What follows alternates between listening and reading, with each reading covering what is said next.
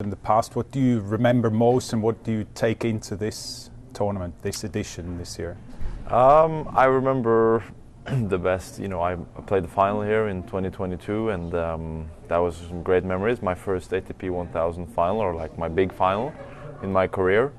So what I remember from back then was that I know that Miami is like the last hardcourt event in quite a few months. I was thinking, let's try to end the hardcourt swing on a high note and finish with a good result, and then just suddenly out of nowhere I kind of made it all the way to the final, and gained some confidence going into the clay. And that year, 2022, was my probably best year of my career, and brought some good tennis to the European clay. And a few weeks or months after, I played final in Roland Garros. So it kind of all started a little bit here in Miami for me that year, and I hope I can. Anytime I come here, I hope to recreate some some of those memories and see if I can dig deep and go deep this year. Yeah.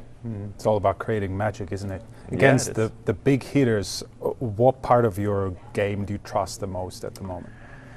I think that I've been, this year so far a little bit up and down. I've played quite well at the bigger events, which is obviously kind of what you want. A lot of things off court has happened in my life. Of course, very nice and beautiful things, but there have been some hours extra spent on that compared to maybe what I usually would spend on the court. But that's how it is. But this is also last tournament before we head back home to Europe, and I hope my game can be well and to handle, like you said, the big hitters. I rely on moving well, getting a lot of extra balls back, and try to dominate as much as I can with my forehand.